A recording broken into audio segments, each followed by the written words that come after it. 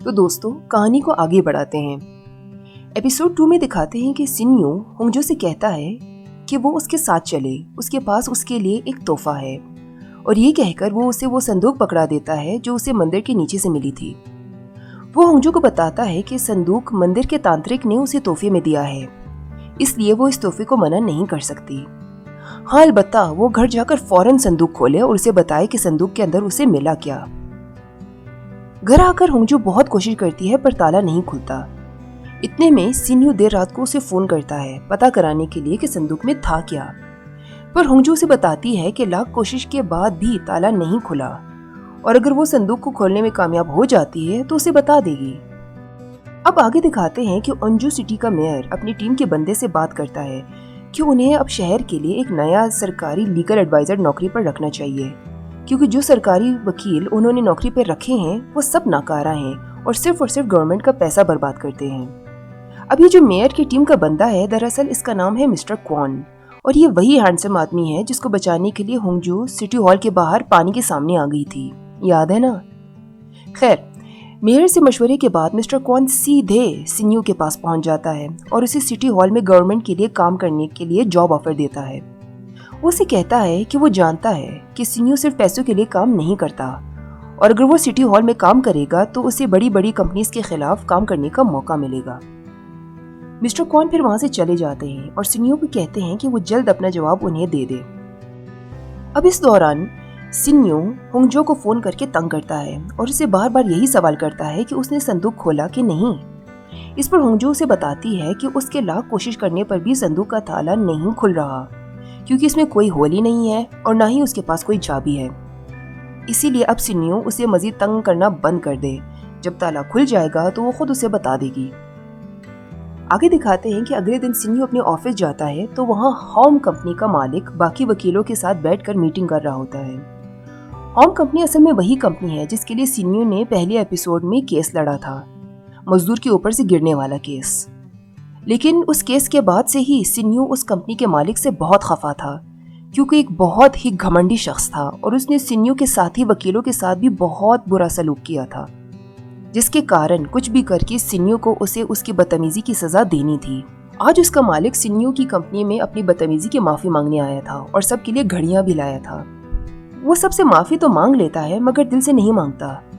वो माफी मांगते हुए भी उस सबसे बदतमीजी करता है, जिस पर सिन्यू उसे बताता है कि वो आज इस कंपनी से अपना इस्तीफा देगा और आगे से सिटी हॉल वालों के लिए काम करेगा, इसीलिए अब से वो उसकी कोई बदतमीजी बर्दाश्त नहीं करेगा। अब आगे दिखाते हैं कि होंगजो अपने घर में डिनर करती है और अपने घर की लाइट को ठीक करने की कोशिश करती है, जिस पर उसका पैर फिसल जाता है और वो गिर जाती है। घर पर वो इतनी अकेली होती है कि अपने ख्यालों में सोचती है कि मिस्टर क्वान उसके पास आए हैं। इन्हीं ख्यालों में अचानक उसे एक खिच की आवाज आती है। जब पीछे देखती है तो उसे पता चलता है कि संदूक का ताला खुद ही खुल गया है। वो संदूक को फौरन खोलकर देखती है और हैरान रह जाती है, क्योंकि संदूक के अंदर एक किताब होती है जिसके अंदर 1000 जादुई अक्षर लिखे होते हैं। किताब में मुख्तलिफ चीजों के लिए जादू के मंत्र होते हैं, जैसे कि खूबसूरत होने के लिए, जवान रहने के लिए, अपनी मोहब्बत पाने के लिए, अमीर होने के लिए, वगैरह वगैरह।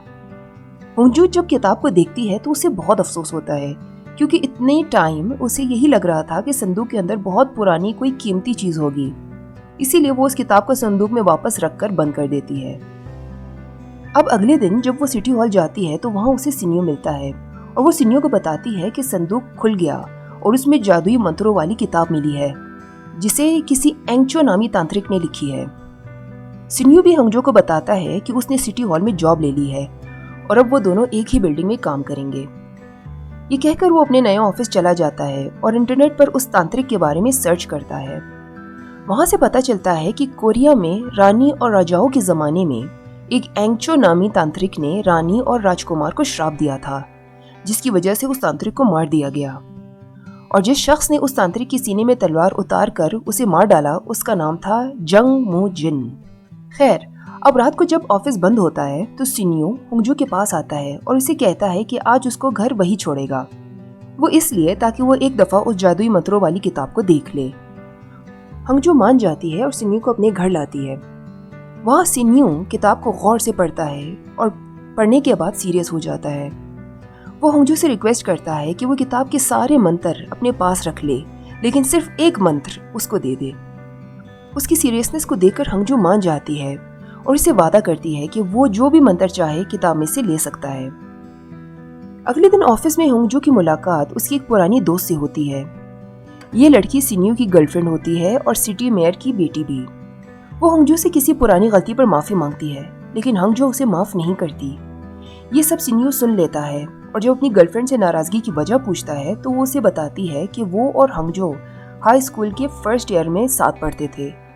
हंगजू के डैड ड्राइवर का काम करते थे, जिस पर सब हंगजू का मजाक उड़ाते थे, तो उसको हंगजू के लिए बहुत बुरा लगता था, जिसकी वजह से उसने हंगजू से दोस्ती कर ली। लेकिन फिर उसे एक सीनियर लड़का पसंद आया, लेकिन हंगजू ने उस लड़के पर डोरे डाले, जिसकी वजह से उनकी दोस्ती टूट गई। अब आगे दिखाते हैं कि हंगजू की टीम वाले फिर उसे छोड़कर डिनर के लिए जाते हैं, पर इस दफा हंगजू उनके पीछे जाती है और उनसे पुरानी गलती की माफी मांगती है।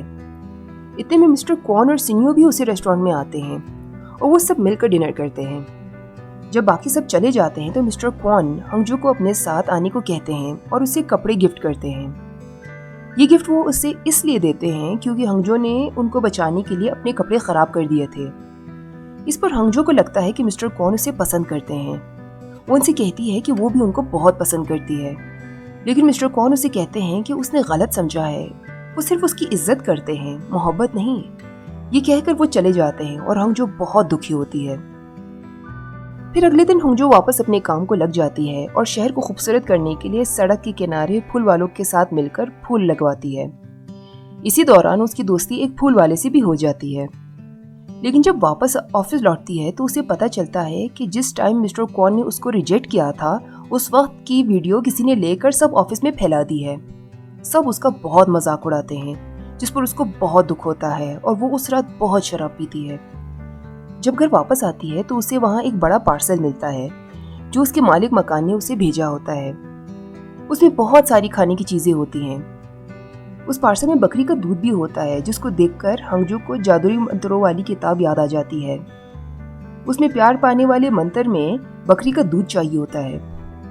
मिस्टर क्वान के इनकार के बाद वो बहुत टूटी होती है, लेकिन अब उसके दिल में ख्याल आता है कि अगर वो जादुई मंत्र पढ़ ले तो शायद मिस्टर क्वान उसको पसंद करने लग जाए। वो किताब में लिखी सारी चीजें जमा करती है और सब चीजों को मिलाकर किताब का वो सफ़ा जिसमें मंत्र लिखा होता है उसे जलाकर उसमें मिला देती है। फिर उसको छान कर उसका पानी मिस्टर क्वान के पिलाने के लिए अपने पास रखती है। इसी दौरान जबकि हंगजू अपना मंत्र करती है तो सिन्यू की तबीयत ड्राइव करते हुए बहुत खराब हो जाती है। वो लाल हाथ फिर से उसको परेशान करती है और इसी में उसका ब्रेक फेल हो जाता है, जिसकी वजह से सड़क के किनारे लगे हुए पौधों से वो टकरा जाता है। ये वही पौधे होते हैं जिनको हंगजू ने लगवाया होता है। तो दोस्तों, इसी के साथ दूसरा एपिसोड खत्म होता है। मिलते हैं थर्ड एपिसोड में। Bye bye.